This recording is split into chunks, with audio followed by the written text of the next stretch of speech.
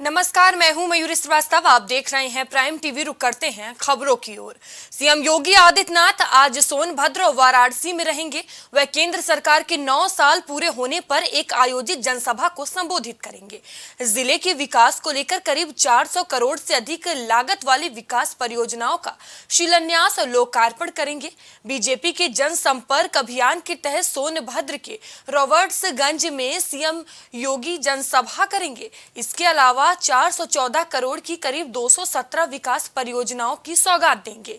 बता दें कि आज सोनभद्र और वाराणसी दौरे पर सीएम योगी आदित्यनाथ रहेंगे, जहां वो तमाम कार्यक्रमों में शामिल होंगे। लोकसभा चुनाव के मद्देनजर सीएम योगी का ये दौरा काफी अहम माना जा रहा है। बता दें कि करोड़ों की सौगात देंगे सीएम योगी आदित्यनाथ और तमाम कार्यक्रमों में शामिल होंगे और कार्यक्रमों को लेकर तैयारियां भी पूरी कर ली गई हैं। सुरक्षा के कड़े इंतजाम किए गए हैं।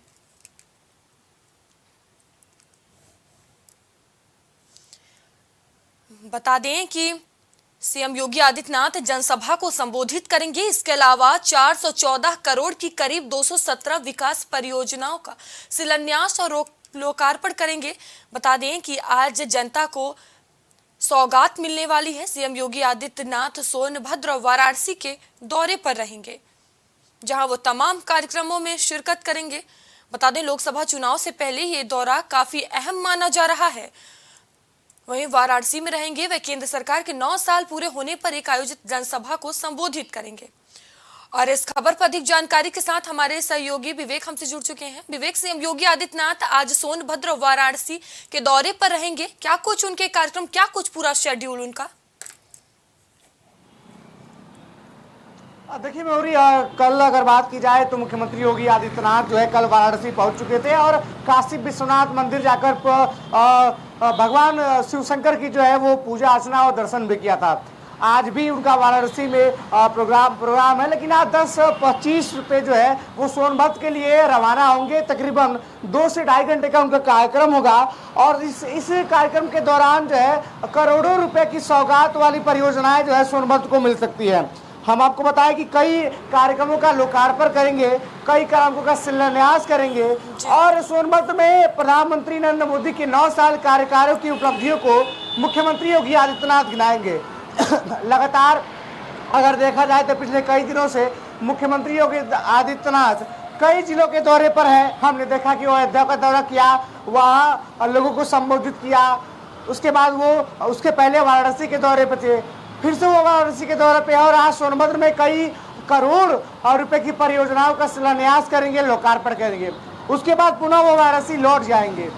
तो इस तरह की सभी जो भाजपा के बड़े पदाधिकारी हैं, चाहे वो मुख्यमंत्री योगी आदित्यनाथ हो या फिर कोई भी अन्य पदाधिकारी हो, सभी मोदी सरकार के 9 साल के कार्यकाल की उपलब्धियां जनता तक पहुंचा रहा है, अपने अपने तरीके से पहुंचा रहा है। और टिफिन चर्चा से लेके महाजनसंपर्क अभियान तक या 9 साल बेमिसाल, ये तमाम ऐसे अभियान है जिससे भारतीय जनता पार्टी लोकसभा चुनाव के प्रचार प्रसार में अभी से जुट गई है। मयूरी, विवेक, कहा जा रहा है जिले के विकास को लेकर करीब 400 करोड़ से अधिक लागत वाली विकास परियोजनाओं का लोकार्पण और शिलान्यास करेंगे, तो क्या कुछ सौगात मिल सकती है जनता को?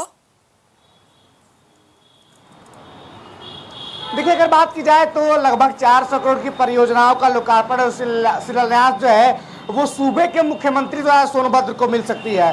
और अगर बात की जाए तो ये जो शिलान्यास हो रहा है और ये उत्तर प्रदेश के विकास के लिए, जनता के विकास के मुद्दों को जोर से देखे जाने वाला है।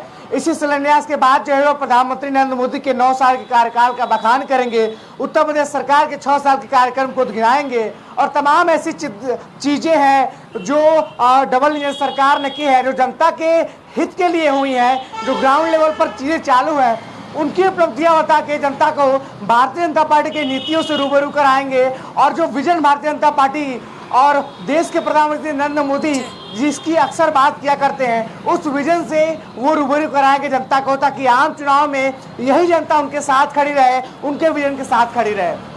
विवेक, लोकसभा चुनाव से पहले इस तरह के सीएम योगी के दौरे काफी अहम माने जा रहे हैं।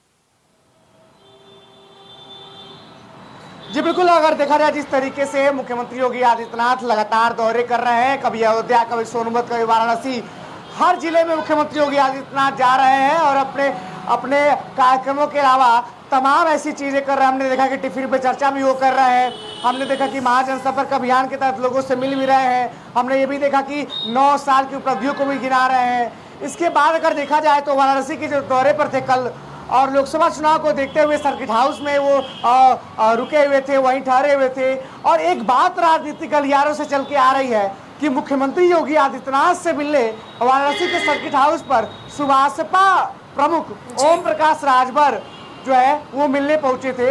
ये सियासी गलियारों से खबरें निकल के आ रही हैं। जैसे जैसे चुनाव नजदीक आ रहा है सभी राजनीतिक दल अपने अपने साझेदार ढूंढ रहे हैं और उसी तरीके से सुभाषपा जिस तरीके से लगातार भारतीय जनता पार्टी से नजदीकियां दिखा रही थी, लगातार ओपी राजभर कभी दयाशंकर सिंह से मिलते रहते थे, कभी डिप्टी सीएम ब्रजेश पाठक से मिलते थे। आज अरसे बाद उनकी मुलाकात सूबे के मुख्यमंत्री योगी आदित्यनाथ से हुई। क्या कुछ चर्चा हुई, क्या कुछ मुद्दे रहे, ये भी धीरे धीरे निकल के सामने आएगा। लेकिन एक बात तो तय है कि अगर इस मुलाकात सार्थक साबित हुई है तो कहीं ना कहीं एनडीए में सुभाषपा भी शामिल होने वाली है आम चुनाव से पहले। जी धन्यवाद विवेक हमसे जुड़ने के लिए और तमाम जानकारियों के लिए। तो बता दें लोकसभा चुनाव के मद्देनजर सीएम का ये दौरा काफी अहम माना जा रहा है। बता दें कि सोनभद्र और वाराणसी के दौरे पर सीएम योगी आदित्यनाथ रहेंगे, जहां वो तमाम कार्यक्रमों में आज शिरकत करेंगे और जनता को बड़ी सौगात देंगे। रक्षा मंत्री राजनाथ सिंह आज से 3 दिवसीय लखनऊ दौरे पर पहुंचेंगे। राजनाथ सिंह 3 दिवसीय दौरे पर आज लखनऊ पहुंचेंगे। रक्षा मंत्री शाम 4:20 पर लखनऊ एयरपोर्ट पहुंचेंगे। एयरपोर्ट से नदवा कॉलेज हसनगंज के लिए रवाना होंगे। 5 बजे नदवा विद्यालय के कार्यक्रम में शामिल होंगे। मिली जानकारी के मुताबिक शाम 5:40 पर मनकामेश्वर मंदिर पहुंचकर दर्शन पूजन करेंगे। वहीं 6:20 पर चौक स्थित हनुमान मंदिर में दर्शन पूजन करेंगे। वहीं 17 जून को 10:30 बजे सूर्या क्लब और कैंट में कार्यक्रम में शामिल होंगे। रक्षा मंत्री राजनाथ सिंह आत्मनिर्भर भारत पर आयोजित सेमिनार में शामिल होंगे। वहीं 18 जून को 11:30 बजे इंदिरा गांधी प्रतिष्ठान पहुंचेंगे। अध्याय फाउंडेशन के कार्यक्रम में शामिल होंगे। 4 बजे विकास कार्यों का स्थलीय निरीक्षण करेंगे। 5 बजे गोमती नगर स्टेशन के निर्माण कार्य को देखेंगे। वो शाम 5:30 बजे दिल्ली रवाना हो जाएंगे। बता दें कि 3 दिवसीय लखनऊ दौरे पर रक्षा मंत्री राजनाथ सिंह आ रहे हैं, जहां वो तमाम कार्यक्रमों में शामिल होंगे। वहीं मंदिरों के दर्शन भी करेंगे।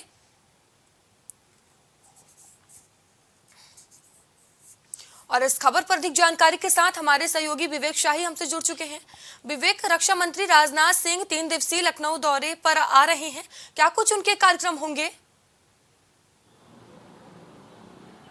जी मयूरी, देश के रक्षा मंत्री और लखनऊ से सांसद राजनाथ सिंह 3 दिवसीय लखनऊ के दौरे पे आ रहे हैं और जिस तरीके से लगातार राजनाथ सिंह का लखनऊ का दौरा बना हुआ है, उत्तर प्रदेश के पूर्व मुख्यमंत्री भी रह चुके हैं, लखनऊ से पहले काफ़ी ज़्यादा पुराना संबंध है, छात्र संघ के नेता भी रह चुके हैं अपने ज़माने में, तो लगातार उनका लखनऊ का दौरा ये बना हुआ है कि जिस तरीके से लखनऊ की जनता उनको अपार स्नेह देती है। उनके बारे में ऐसा कहा जाता है कि चाहे किसी भी वर्ग का आदमी हो, किसी भी समुदाय का आदमी हो, राजनाथ सिंह की पकड़ जो है वो हर समुदाय हर वर्ग में होती है।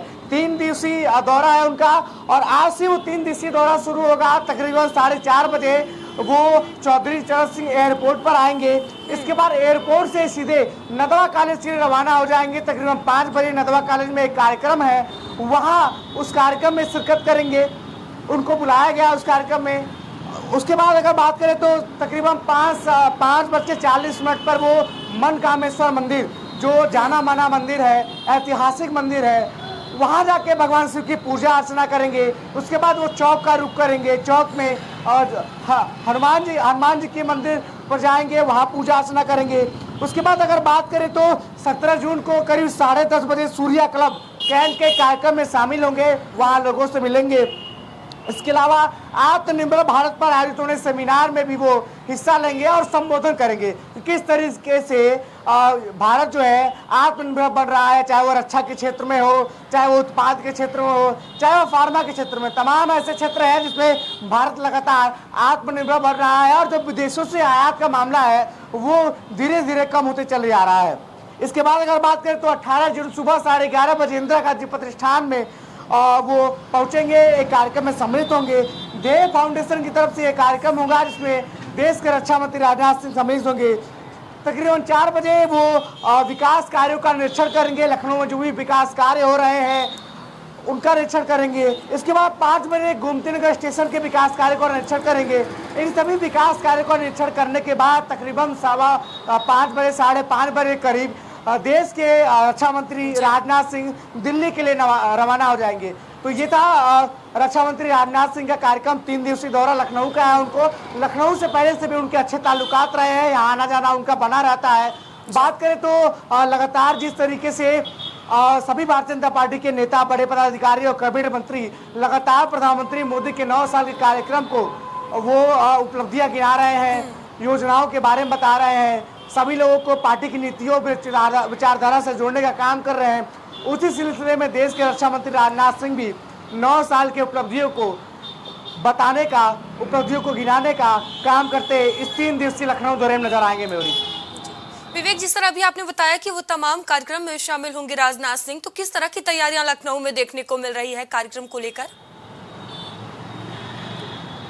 देखिए, अगर बात की जाए तो सबसे पहले यातायात व्यवस्था की सुदृढ़ व्यवस्था की गई है। जिन जिन रूटों से देश के रक्षा मंत्री का काफिला गुजरेगा वहाँ पे पूरी तैयारी की गई है। इसके बाद प्रशासन की तरफ से अपने स्तर की भी तैयारी की जाती है। और जब देश का रक्षा मंत्री ऐसे दौरे पर होता है तो प्रशासन को इस तरह चीज़ों की आदत है, उसे पता है कि कैसे इन चीज़ों का टैकल करता है ताकि आम जनता को भी तकलीफ ना हो। और जो यहाँ सम्मानित लोग आ रहे हैं, जो मेहमान यहाँ आ रहे हैं, एक तरफ से उनको मेहमान ही कहा जाएगा लखनऊ का, लेकिन जिस तरीके से देखा जाए तो ना तो जनता को कोई तकलीफ हो, ना कि आने वाले मेहमान को कोई तकलीफ हो, तो प्रशासन की तरफ से पूरी व्यवस्था सुदृढ़ की गई है। मयूरी, विवेक, लखनऊ की जनता को क्या कुछ सौगात मिल सकती है राजनाथ सिंह के जरिए? देखिए, इस बार राजनाथ सिंह किसी परियोजना का लोकार्पण या शिलान्यास करने नहीं आए हैं। जितनी भी योजनाएं पहले से लोकार्पण करके या शिलान्यास करके वो गए हैं, उसके विकास कार्यों की समीक्षा करेंगे। जिस तरीके से देखा जाए तो अगर बात करें तो मुंशी पुलिया से लेके आगे तक जो 4 लेन बन रहा है उसके भी विकास कार्य का वो निरीक्षण करेंगे कि वो जो 4 लेन बन रहा है, जो फ्लाईओवर बन रहा है, उसका काम कितनी प्रगति पे है। अगर देखा जाए तो उनके सौजन्य से ये काम हो रहा है, उसकी चर्चा करेंगे। अन्य जो भी योजनाएं पूर्ववर्त में उन्होंने लोकार्पण शिलान्यास की थी, उनके विकास कार्यों की भी समीक्षा करेंगे और देखेंगे कि योजनाएं जो सरकार के द्वारा, केंद्र सरकार के द्वारा लाई जाती हैं, धरातल स्तर पर कितना जो है काम होता है और जनता जो है इससे कितनी संतुष्ट होती दिख सकती है। जी धन्यवाद विवेक, हमसे जुड़ने के लिए तमाम जानकारियों के लिए। तो बता दें, रक्षा मंत्री राजनाथ सिंह 3 दिवसीय लखनऊ दौरे पर आ रहे हैं, जहां वो कई कार्यक्रमों में शामिल होंगे। बता दें कि मनकामेश्वर मंदिर में दर्शन पूजन करेंगे, वहीं उसके बाद चौक स्थित मंदिर हनुमान जी के भी दर्शन पूजन करेंगे और तमाम कार्यक्रमों में शिरकत करेंगे। अरब सागर में उठे चक्रवात तूफान बिपरजॉय ने गुजरात के कई जिलों में तबाही मचा दी है।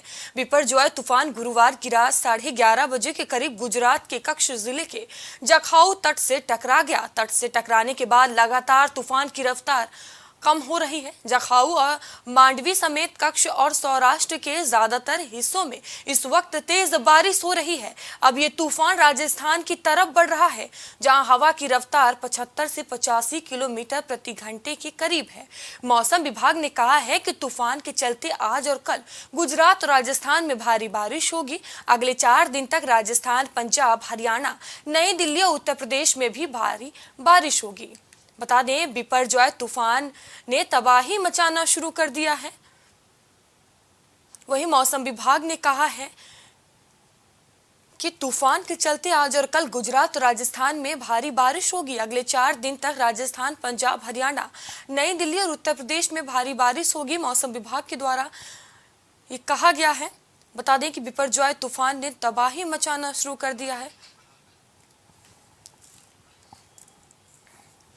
बता दें, जहां हवा की रफ्तार 75 से 85 किलोमीटर प्रति घंटे के करीब है।